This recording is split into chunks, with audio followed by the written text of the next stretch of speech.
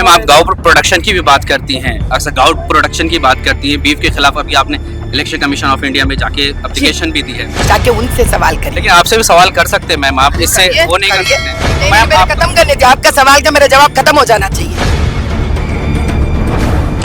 आसाम में देख लीजिए या फिर उत्तर प्रदेश में देख लीजिए, मदरसों को बंद करने की कोशिश की। ये दो तरह की आइडियोलॉजी कैसे काम करती है? आम स्कूल्स जो हिंदू खोलते हैं वहाँ पर हिंदुओं को अपने मत का पढ़ाई करने का इजाजत नहीं है, तो दूसरे मत वाले अपने मत का कपड़े पहनने का इजाजत कैसा मिल सकता है?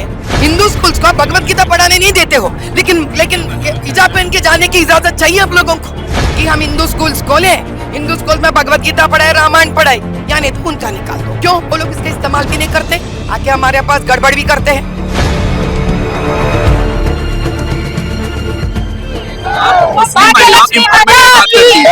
मुस्लिम महिलाओं की इम्पोर्टमेंट की बात करती हैं और हिजाब को आपने खुले तौर पर सपोर्ट किया है कि अगर मुस्लिम महिलाओं का ये हक है कि वो हिजाब पहने, लेकिन आपकी गवर्नमेंट कर्नाटका में है और उसने पाबंदी लगाई थी। क्या रिएक्शन देंगे आप इसका? मैं हिजाब मदरसाओं में जाके पहनने के लिए बताइए, आम स्कूल में नहीं।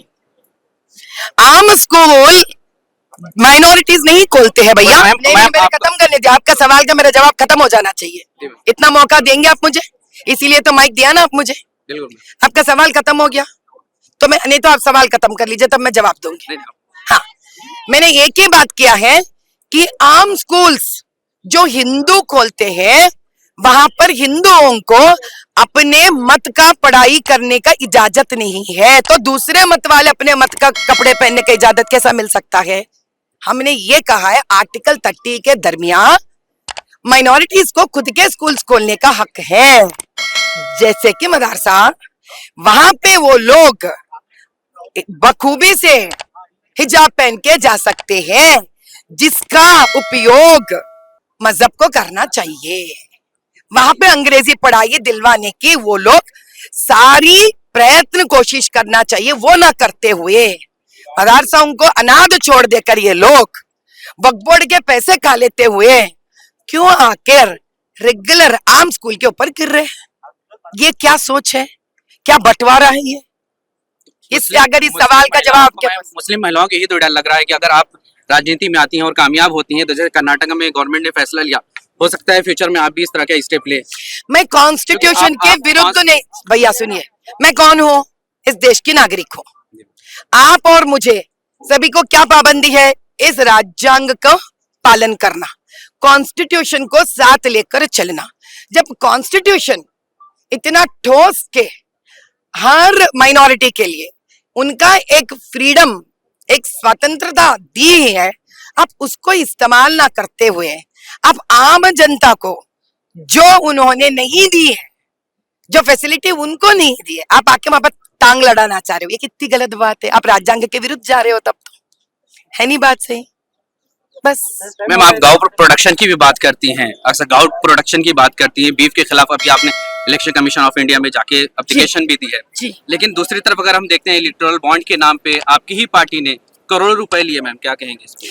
साहब मैं एक बात बताती हूँ आपको, जैसे कि असदुद्दीन ओवैसी के ताल्लुकात किंग्स ग्रुप से रह चुका है, ये तो शर्म खुल्लम खुल्ला है ना साहब, कि उनके गाड़ियां ये लोग ले लेते हैं, इनके जो हड़पे हुए लैंड वो लोग आके कब्जा कर कर अपने अपार्टमेंट्स बना लेते हैं।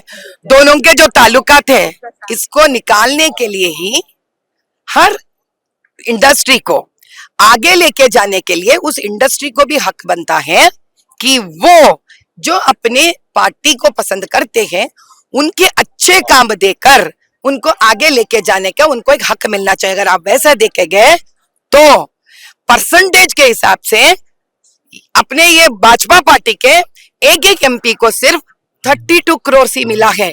अगर यही आप कांग्रेस को देखेंगे तो 65 करोड़ मिला है एक एमपी को परसेंटेज ऑफ बॉन्ड्स पे देखे तो। यही आप बीआरएस को देखे तो 137 करोड़ मिला है एक एमपी को। जाके उनसे सवाल करिए। लेकिन आपसे भी सवाल कर सकते हैं मैम, आप इससे वो नहीं कर सकते।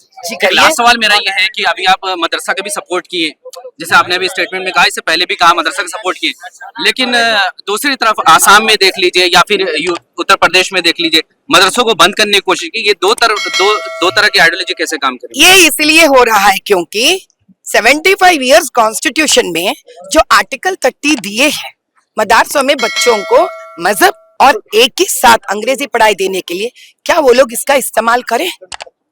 क्या वो लोग मदरसे में अंग्रेजी पढ़ाई दिए? क्या वो नन्हे मुन्ने बच्चों को doctors, engineers, lawyers, chartered accountants बनने का रास्ता दिए? वो ना देते हुए आम जनता में आकर वो लोग दंगा फसाद मचाकर आम जनता के स्कूल्स में आकर बोल रहे हिजाब रखो, ये रखो, वो रखो। तो फायदा क्या है भैया? तो निकाल भी दो ना। जिसका फायदा नहीं है, जिसका इस्तेमाल नहीं कर रहे हो, वो भी रखना है।